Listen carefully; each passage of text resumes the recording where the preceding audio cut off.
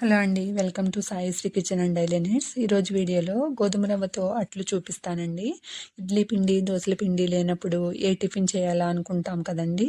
అలాంటప్పుడు నేను చూపించే ఈ టిఫిన్‌ని ట్రై చేయండి. పిల్లలు ఇష్టంగా తింటారు.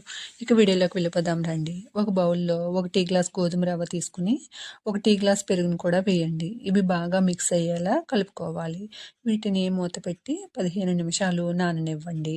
మిక్సీ గిన్నె తీసుకుని దీనిలో నానబెట్టుకున్న గోధుమ రవ్వను వేసి మూత పెట్టి మెత్తగా గ్రైండ్ చేయండి. దీనిలో ఒక గ్లాస్ వాటర్‌ను కూడా వేసి కలుపుకోవాలి. అరచెక్క ఉల్లిపాయను చిన్న చిన్న ముక్కలుగా చేసుకోవాలి. ఒక పచ్చిమిరపకాయను చిన్న చిన్న పీసెస్‌గా కట్ చేసుకొని పెట్టుకోవాలి. అలానే కొత్తిమీర, కరివేపాకును కూడా చిన్న చిన్న పీసెస్‌గా చేసుకొని ఉంచుకోవాలి. బాణలిలో 1 టేబుల్ స్పూన్ ఆయిల్‌ని వేసి, ఆయిల్ వేడైన తర్వాత 1 టేబుల్ స్పూన్ వేరుశనగ గుళ్ళు వేసి వేయించాలి.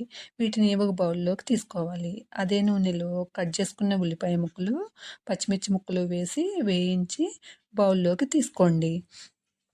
బౌల్‌లోకి మిక్సీ పట్టిన గోధుమ రవ్వ పేస్ట్‌ని వేసి, దీనిలో వేయించి పెట్టుకున్న వేరుశనగ గుళ్ళు, ఉల్లిపాయ, పచ్చిమిర్చి ముక్కలు వేసి, అర టీ స్పూను సాల్ట్‌ని వేసుకోవాలి. తుంచి పెట్టుకున్న కరివేపాకు, కొత్తిమీర, అర అర టీ స్పూన్ జీలకర్రను కూడా వేసి కలుపుకోవాలి. స్టవ్ వెలిగించి పెనం పెట్టి అర టేబుల్ స్పూన్ ఆయిల్‌ని వేయండి. ఆయిల్ కాగిన తర్వాత ఒక గరిటెడు పిండి వేసుకుని స్ప్రెడ్ చేసి, ఒకవైపు కాలిన తర్వాత రెండో వైపు టర్న్ చేసి కాల్చుకోవాలి. ఇలా కాలిన తర్వాత ప్లేట్‌లోకి తీసుకోవాలి.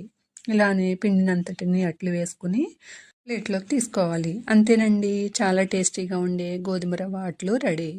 ఈ వీడియో కనుక నచ్చినట్టయితే లైక్ చేయండి, షేర్ చేయండి. Thank you for watching this video. Please subscribe my channel. Thank you all.